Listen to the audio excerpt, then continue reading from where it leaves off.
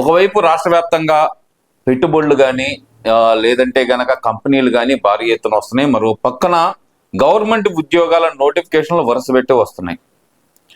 నిన్నటిదాకా డిఎస్సి మీద పాపం వైసీపీ నాయకులు భారీ ఎత్తున ప్రచారం చేయాలని చూసి బొక్కబోర్లా పడి ఏం చేయాలో అర్థం కాని పరిస్థితుల్లో మళ్ళీ ఇప్పుడు దాని మీద మాట్లాడటానికి అప్పట్లో ఒకడు ఉండాడు, పేరేదో ఉంది, ఈటీవీలో రిపోర్టర్ గా కూడా, ఈనాడులో రిపోర్టర్ గా చేశాడు, దాని తర్వాత సాక్షి రిపోర్టర్ గా వెళ్ళాడు. గత 5 సంవత్సరాల్లో ఏమైందంటే కనుక సకల శాఖ మంత్రి అని పిలిచేవాళ్ళు. వాడి పేరు ఏదో ఉంది, సజ్జలో రాగులో సంథింగ్ ఏదో ఉంది, సజ్జల రామకృష్ణారెడ్డి. సారీ అండి, సజ్జలో రాగులో కాదండి, సజ్జల రామకృష్ణారెడ్డి. అతను వచ్చి అధికారులు మాట్లాడుతున్నారు తప్పితే నారా లోకేష్ మాట్లాడుతున్నాడా, చంద్రబాబు నాయుడు మాట్లాడుతున్నాడా, వీళ్ళందరూ మాట్లాడుతున్నారా అంటున్నారు. ఒరే బాబు, వాళ్ళు ఎడ్యుకేషన్ మినిస్టర్ గా ఉన్నప్పుడు అతను ఎడ్యుకేషన్ ప్లస్ ఐటీ శాఖ మంత్రి, పరిశ్రమల శాఖ మంత్రిగా ఉండి ఆయన పెట్టుబడుల కోసం రష్యా వెళ్ళారు అనుకో, అది కూడా తప్పు అయితే అట్ట. మనకంటే గనక -డిగ్రీస్ అంటే చలి పుట్టిద్ది, స్నానం చేయడానికి నీళ్లు ఉండవు, అక్కడ చలి పుట్టిద్ది, అంత చల్లి ఎవరైనా పెట్టుబడులు వెళ్తారా అని చెప్పి మన అప్పుడు గుడ్డు మంత్రి, ఎవరో గుడ్డు మీద ఏకల పీకే మంత్రి, మన గుడివాడ అమర్నాథ్, సారీ మీ అందరికీ తెలియాలంటే కనుక గుడ్డు మంత్రి అమర్నాథ్ అనాల్సి వస్తుంది. అతను మాట్లాడినట్టు నారా లోకేష్ గారు మాట్లాడలేరు, నారా చంద్రబాబు నాయుడు గారు మాట్లాడలేరు. ఏదో ఆయన ప్రయత్నం ఆయన చేస్తున్నారు. రష్యా వెళ్ళారు, మాస్కో వెళ్ళారు, అక్కడ న్యూక్లియర్ కంపెనీల ప్రతినిధులతోటి, ఏదైతే న్యూక్లియర్ పవర్ కంపెనీ ప్రతినిధులతో కూడా మాట్లాడారు. పెట్టుబడి కోసం ఏదో తపన పడుతున్నారు. ఇక్కడ తీసుకొచ్చి మీరు డిఎస్సి మీద రచ్చ చేశారు. మీ బతుకు అనేది సరిపోలేక దాంట్లో తప్పులు ఎదగడానికి. ఎందుకంటే ప్రతి ఒక్కటి మీరు ఏ అయితే అభ్యర్థులను మీరు తీసుకెళ్ళి అక్కడ కూర్చోబెట్టి మాట్లాడారో బతుకంతా ఇక్కడ సంబంధిత శాఖ మంత్రులు, సంబంధిత శాఖ అధికారులు అందరూ బయటకు వచ్చి బట్టబయలు చేస్తున్నారు. వీళ్ళ బతుకి ఇది 5 సబ్జెక్టులు ఉంటే కనుక 6వ వాడిని నేను అని చెప్పాడు ఆడెవడో, అతను ఎవరో కానీ. అతనికి ఎలా వచ్చింది? ముందే 5 పోస్టులు, 6వ వాడికి ఉద్యోగం ఎలా వచ్చింది? ఆ మాత్రం ఇంగిత జ్ఞానం లేదు మన ఆఫ్ మైండ్ జగన్మోహన్ రెడ్డి గారికి. ఎవరో ఏదో చెబుతారు, దానికి అని తలకాయ ఊపుతా ఉంటాడు. అలా ఊపే కేఎన్ఆర్ అనేవాడిని వాడు దోచుకొని తిన్నాడంట. ఈ రోజు బయటికి తరిమేశారు. చెవిరెడ్డిని దగ్గరికి రానిట్లా, చెవిరెడ్డి కొడుకుని దగ్గరికి రానిట్లా, ఎవరిని దగ్గరికి రానిట్లా ఏ రోజు. మరి ఆ రోజు దోచుకో అని చెప్పి దోచేశాడు. ఈ రోజు వీళ్ళందరూ వచ్చి ఇతను ఈ సజ్జల రామకృష్ణారెడ్డి వచ్చి నారా లోకేష్ గారి గురించి మాట్లాడతాడు. ఒకసారి ఏం మాట్లాడుతున్నాడో వింటూ అయితే విశ్లేషణ అయితే చేద్దామండి మనం. సైకో అనాలి, అసలు ఏమైనా సాధ్యమో దాన్ని ఎట్లా ఏ రకంగా తీసుకోవాలో కూడా అర్థం కాని పరిస్థితి. సార్ నీకు అర్థం కాదు. ఈయన కొడుకు చిట్టినాయుడు, ఈయన ఏ శాఖ అయితే చూస్తున్నాడు.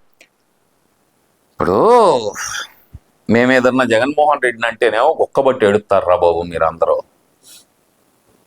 చిట్టునాడు అంటే నేను సైకో రెడ్డి అంట జగన్మోహన్ రెడ్డిని. ఒప్పుకుంటావా నువ్వు? జగన్మోహన్ రెడ్డిని సైకో రెడ్డి అంట, సజ్జలా అంట నువ్వు ఒప్పుకుంటావా? నీ చేత కూడా చెప్పించుకోవాల్సి వస్తుంది అనేతలకి మాకు చిరాకేస్తుంది. నువ్వు మాట్లాడేదానికి కూడా సమాధానం చెప్పాలంటే కనుక. కాకపోతే దరిద్రం తప్పట్లా, రాష్ట్ర ప్రజలకు నిజాలు తెలియాలి కదా. ఎడ్యుకేషన్ శాఖ అక్కడ డిఎస్సిది వాళ్ళు లబోదిబో అని మొత్తం వచ్చి వాళ్ళు అడుగుతున్నారు. జగన్మోహన్ రెడ్డి గారి దగ్గరకు వచ్చిన ఏడుపు, జగన్మోహన్ రెడ్డి దగ్గర గారికి ఎప్పుడు వచ్చారు? వాళ్ళు సంవత్సరం నుంచి కొట్లాడి అసలు పట్టించుకునే దిక్కు లేకుంటే ఎక్కిన మెట్లు దిగిన మెట్లు తిరిగి అన్ని చోట్ల కొంతమంది చెప్తారు ఢిల్లీ వరకు పోయి వాళ్ళెంతటా వాళ్ళు చేసి కోర్టుల్లో కేసులు వేసుకొని పలకరించే దిక్కు వినే దిక్కు లేకంటే ఆఖరకు జగన్మోహన్ రెడ్డి గారి దగ్గరికి మొన్న వచ్చారు. అవును, ఇప్పుడు వచ్చారు. వచ్చిన వాళ్ళకి ఏం హామీ ఇచ్చాడు చెప్పు? దమ్ముంటే కనుక నిజంగానే జగన్మోహన్ రెడ్డి నిజంగా వైఎస్ఆర్సీపీ పార్టీ అధ్యక్షుడే అయితే గనక, పులివెందుల ఎమ్మెల్యే అయితే గనక రమ్మను రోడ్డు మీద ధర్నాకు మాట్లాడదాం. రాష్ట్ర వ్యాప్త ధర్నాకు పార్టిసిపేట్ చేయమను. లేదు, తాడేపల్లిలోనే హైవే దిగ్బంధం చేయమని చూద్దాం జగన్మోహన్ రెడ్డిని. నీకు నారా లోకేష్ దాకెందుకులే, నేను అడిగి 4 క్వశ్చన్లకు సమాధానం చెప్పండి. అరే మేము అధికారంలోకి వచ్చే గనక మెగా డిఎస్సి నిర్వహిస్తాం, 25,000 టీచర్ ఉద్యోగాల పోస్టులు భర్తీ చేస్తామని చెప్పిన జగన్మోహన్ రెడ్డి ఒక్క డిఎస్సి నిర్వహించలేకపోయాడు.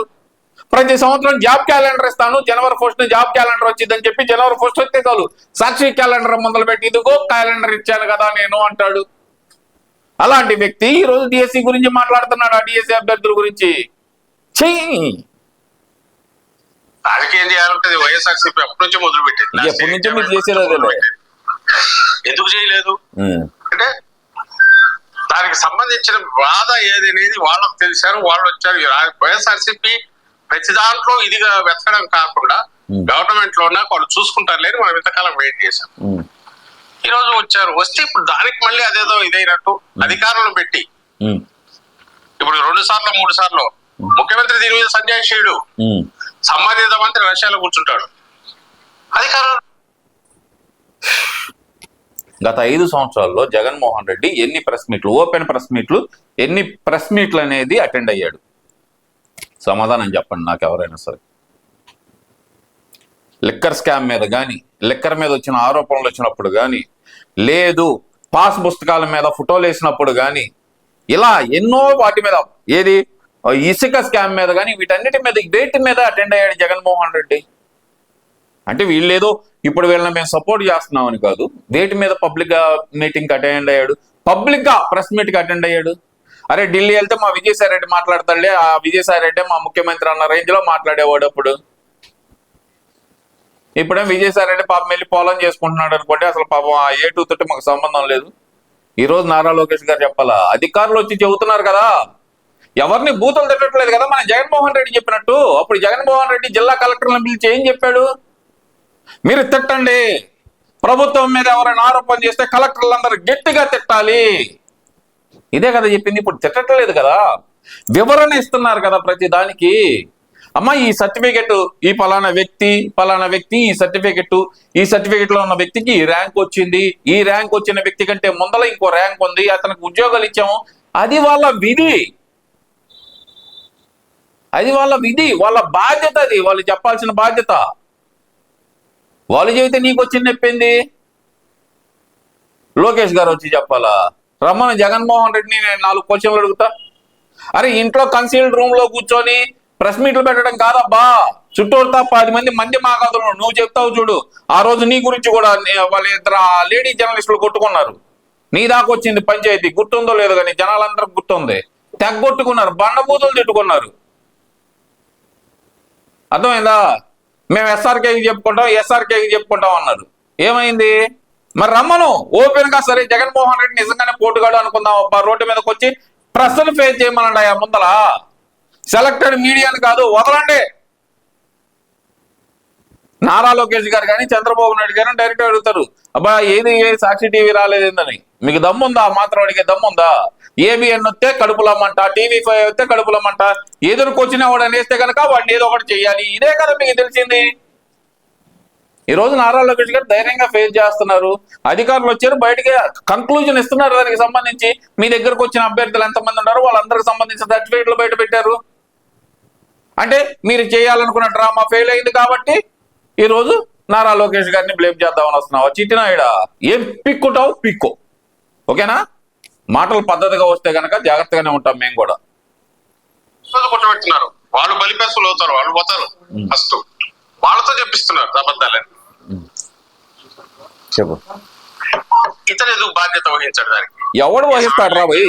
మాట్లాడాల్సిన సమయంలో అసలు అడ్డగోలుగా ఆ పోస్టులు రిక్రూట్ చేశారని, దానిలన్నింటినీ అమ్ముకున్నారని క్రీడల కోటా పేరుతో. అరే ఓపెన్ ఛాలెంజ్ మీ వైఎస్ఆర్సీపీ పార్టీ అభ్యర్థులందరికీ, ఎవరైతే మీ వైఎస్ఆర్సీపీ పార్టీలో ఉన్నారో ఆ స్పోక్స్ పర్సన్ ఉంటాడు హార్పిక్ రెడ్డి గారు కానీ, వాడు ఇంకా సచ్చారు ఎవడో, వీళ్ళందరికి కానీ మీ అందరికి ఓపెన్ ఛాలెంజ్. ఒక్క పోస్ట్ అమ్ముకున్నట్టు మీరు నిరూపిస్తే కనుక బాధ్యత తెలుసుకుందాం. అక్కడ ఎవడికి వాడు అమ్ముకున్నాడు అని మాట్లాడితే కనుక ఎవడరా భయ పిచ్చోడు. ఇక్కడ ఓపెన్ గా చెబుతున్నారు, స్పోర్ట్స్ కోటాలు ఇష్టేస్తున్నారు. జీవో నెంబర్ 77కి వ్యతిరేకంగా అనుకూలంగా చేశారన్నావు. జీవో నెంబర్ 77 ఇచ్చిందే జగన్మోహన్ రెడ్డి, అది కూడా తెలియకుండా మీరు రాజకీయాలు చేస్తున్నారా? మీకు దండవరా దోతల్లారా. డిఎస్సి మీద మీరు ఎంత తక్కువ మాట్లాడితే అంత మంచిది. నారా లోకేష్ గారు వచ్చి ప్రెస్ మీట్ పెట్టారనుకో, మీరందరూ పైన కింద మూసుకొని బిరడాలు కొట్టుకొని వెళ్ళిపోవాల్సి వచ్చింది. గుర్తుపెట్టుకోండి, కాబట్టిదారు.